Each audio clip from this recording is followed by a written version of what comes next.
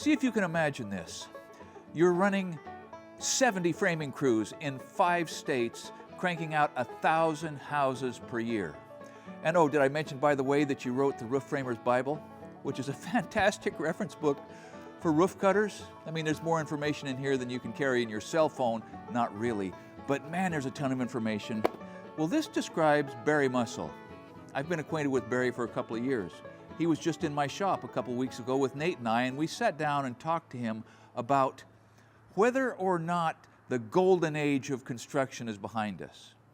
He's about my age, and so we had a lot to talk about. What is it that we missed about the days when we were young and thrashing?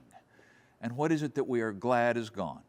I hope you enjoy this conversation about how things were compared to how things are and which was better. Now, the conversation that I had with Barry was so wide-ranging and so stimulating for me that I don't know how to boil down what it is from that conversation that's going to pertain to this video, because there's going to be 2 or maybe 3 other videos that came out of that lovely morning talking with another good old boy about the good old days. But in this video, it kind of boils down to this. In the past, there were a lot of fist fights on the job. That's on the negative side of the column. And in the present, there are cordless drill drivers and cordless tools. That's on the plus side of the column. And so the whole idea about whether the pluses outweigh the negatives, whether the upsides are more than the downsides, is something that I don't think I had ever thought coherently about, but we had some fun talking it over. It's a pleasure to talk to somebody whose career path has been so similar and so different, and frankly, who's a lot smarter than I am. That's always a pleasure. If you get a chance to ever talk with somebody smarter than you are, take it, okay? And I think I'm doing that right now. But when did you graduate from high school at age 16? 1977. Okay, I graduated in 76 at age 17 or 18. So and we both stepped right into construction. I did a little I did some logging as a baby. I was given a chainsaw for my 6th birthday. That's not true, okay, that's not true. But I worked with a superintendent in Las Vegas who saw me bucking off the end of TJI's with my old home light, whop! And they were cut off. We were dropping them into Simpson hangers in a roof system on a tilt-up or something, and he liked it. And he said, I'd always heard those Oregon kids got a chainsaw for their 6th birthday. That's too funny. But we started at about the same time. Worm drive skill saws were heavier. Nail guns were just showing up. Yeah. You could still figure you're going to have to drive a box of 16s about every other day or so to earn your keep. And nailing off a roof was 8-penny sinkers, you know, bang, bang, bang. With a Vaughan hammer or something like it, or a rig and axe or whatever they used. Mm-hmm. And now it's way different. So let's just talk for a few minutes about the changes that we've seen in the last, 50 years, and what part of those seem positive and what part of them don't seem positive. What do you miss about framing in the 70s, about construction in the 70s and 80s? The camaraderie of the crews is particularly, as it gets bigger, you get track builders. When I started out, I hope I get these statistics right. The big builders, the national builders, were building 20% of the houses in the United States. And the last number I heard is 80%. Really? So, and I remember another number that sticks out at the time. There were 110,000 home builders in the United States. There's a tiny fraction of that now.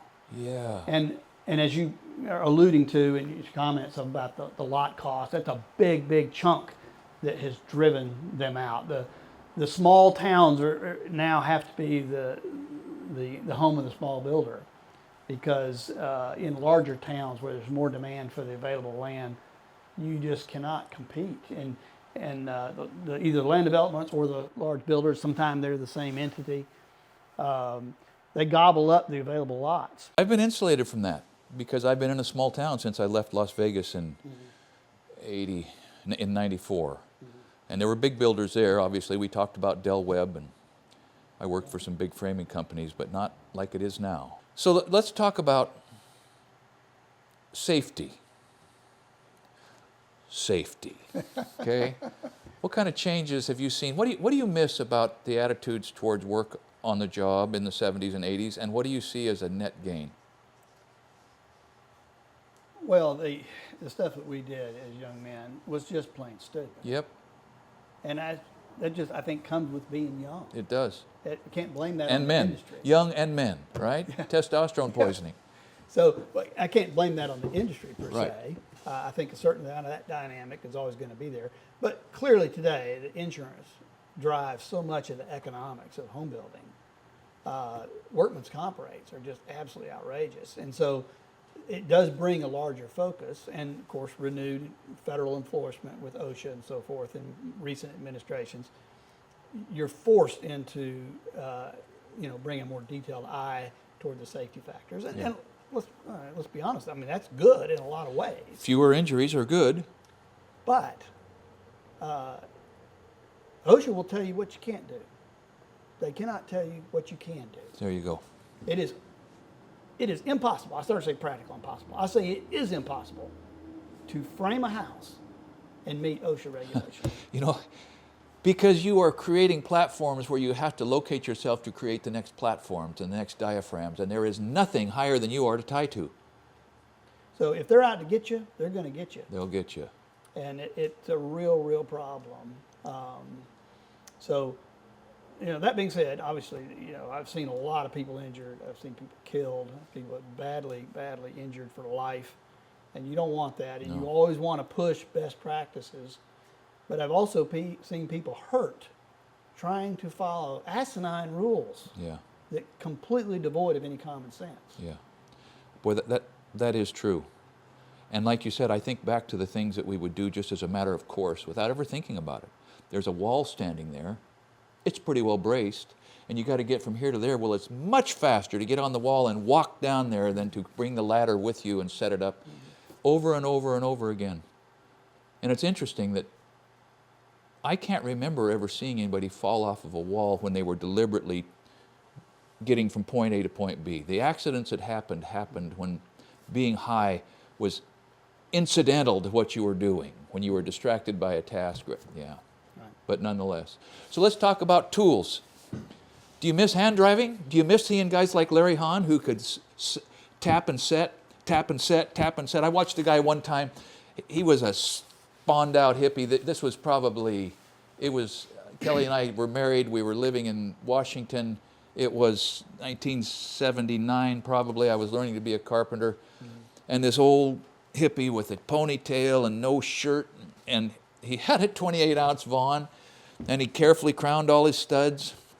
And then he cheated and turned all the heads up before he ever started, all right, and my lip curled. Yeah. But then he bent over and he'd tap, set, and he never straightened up on probably a 16-foot wall. Right. I thought, man, I need a heavier hammer. Yeah. Do you miss watching that? Do you miss seeing the guys develop that skill or not? Well, look, I still hand nail. It's a side note. The first 300 houses we framed, completely hand driven. Completely. Yeah. And I remember when nail guns were first coming out. It was in '79 as we were doing this framing, and they would come out with the tool trucks, a little van. Yep. They're going to pedal the tools, and the framing nails were enormous. They weighed 30 pounds. Senko, you could anchor a boat with them. Yeah. And so I was building a field-built truss, so it had plywood gussets on there. And gluing them and nailing them. And so, I had a big handful of 8, and bang, bang, bang, bang, bang.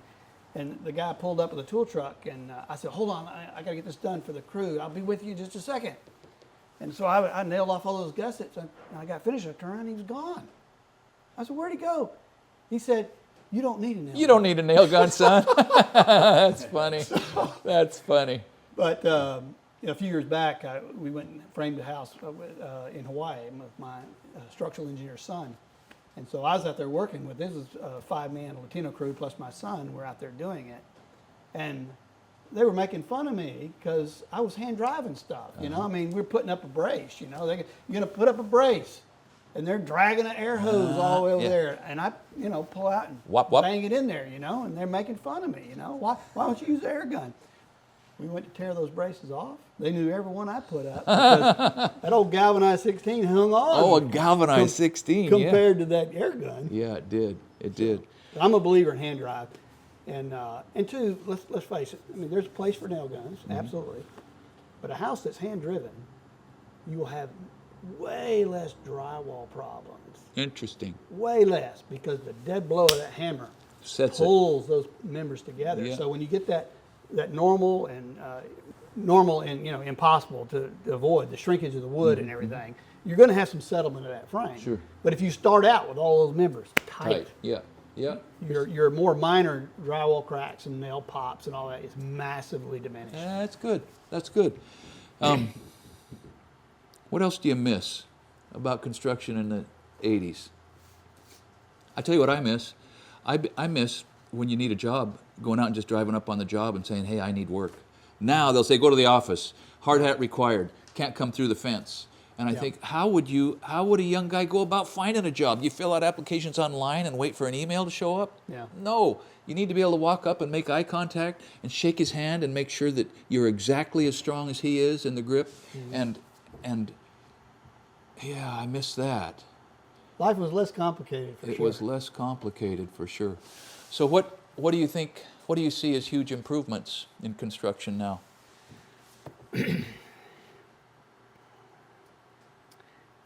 This make me an old fart, but I can't think of any. Cordless drill drivers? You got to love a cordless drill driver. No, I mean, cordless tools for sure. Cordless tools, you know. I was thinking more about the people side of it. Broad general.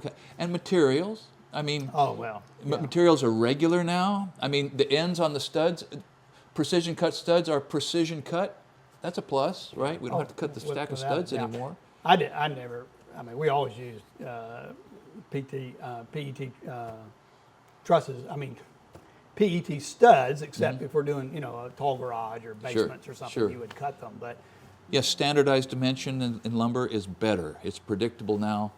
I mean, you've got a fighting chance of a 2x10 being the same dimension, whether it's 9 1/4 or 9 3/8 or whatever it happens to be in your part of the world. The next bunk's probably going to be the same size, and they're probably going to be the same size on both ends, maybe. Right. And uniformly poor quality lumber. Yeah, that's right. Nothing but knots and wane and pitch. Yeah. Driving in here to Oregon, I thought, man, look at those trees. Yeah. The Southern Yellow Pine is great in a lot of ways, but it's loaded with knots and all that. But I will say that the engineered lumber. So let's put engineered lumber, Hardy panel products, and Advantech sheathing are game changers. They're game changers. Yeah, they're game changers. And stapling off a roof is better than nailing with eights. It's better. But nails are great. Screws generally. You see a place for screws in construction? For subfloor, in framing. If you're talking, framing in particular rather than construction at large. Clearly, SDS screws and lags and stuff now with those drivers you mentioned. I mean, they're irreplaceable. They're irreplaceable. Yeah.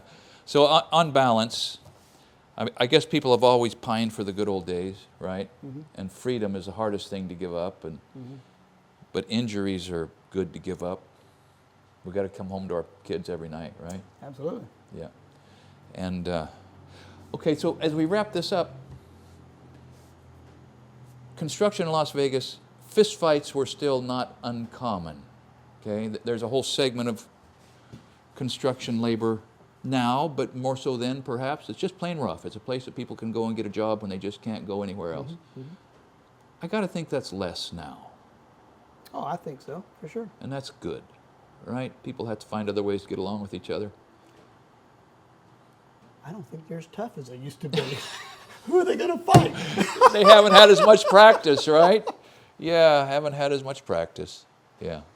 No, but I can tell you, I never worked in that piece work. Price, yeah. I would think there'd be a fist fight every day. There was plenty of sideways moments for sideways, yeah, plenty. In fact, John Urban and I left commercial construction for Martin Harris Construction for a variety of reasons, but I heard there was better money piecing in the tracts, and so I left them, and that was a union job, and I went out and I went to work for Gary Day Construction. The job superintendent was Gene Cherry. He was probably our age. and he put me to work sheeting. So I sheeted for a while, and there was a stacker and a stair builder over there. He was just building stairs, and after about a week he came over and wanted to partner. He'd been watching me work. Great. John Urban, he taught me so much about that piece-price culture. And where was I going with this story? Oh, fights, yeah. So he and I partnered stacking, and we were darn good. And in the late 80s, 91, 92, we were making $1,000 a week, you know, sometimes 1,200. Yeah. Doing pretty good, just Yeah. two of us, Yeah. you know. And he showed me a method for solo stacking trusses, where you fan them out, and you build your gable end, and you stand it up, and then you and you're stacked, you know. And so we could really do it. And one particular day we rolled into Spanish Trail. It's a development, it was a brand new development of expensive condominiums and houses, gated, fancy golf course. And Gary Day had a roof cutter, Richard Lucero. And we'd get there, and everything was banded and labeled, and lefts and rights and hips and valleys, and most of it was 2x12, and some of it was long. Yep. And we pulled in, and there was about 10 condos just about plumbed and lined, and there was another stacking crew working. They were foreign. They were newcomers. Yep. John says, let's split up. We can tie up more condos. Yeah. So now we're solo stacking on each one. You know what I learned right then? Right. That I went from John and I both went from making $1,000 a week working with the best partner in town to $1,200 a week working by ourselves and having the other guy just come over when you absolutely had to have help on a lift. So I learned that a smaller crew and a solo crew can be competitive, but it's to a point. Depending on the job. Dependent on the job and the men. But anyway, my point is that arguments and races and fistfights and undercutting was prevalent. There's nothing better than working for a good company with a good boss doing good work. Yeah. Well, the good old days aren't coming back, are they? No, they're not. So we'll just enjoy cordless tools and better ladders and Yeah. better pry bars. Anyhow, the good old days are the only ones everybody ever talks about, but the fact is, these are the good old days. And we don't know what changes around the corner, and we don't know what innovation, and we don't know what accidents we might have, but I think the takeaway for us is just enjoy the time we have. Do the best work you can. Show up on time. Turn out your best product, and probably construction's going to be okay for you. Thanks for watching Essential Craftsman, and keep up the good work.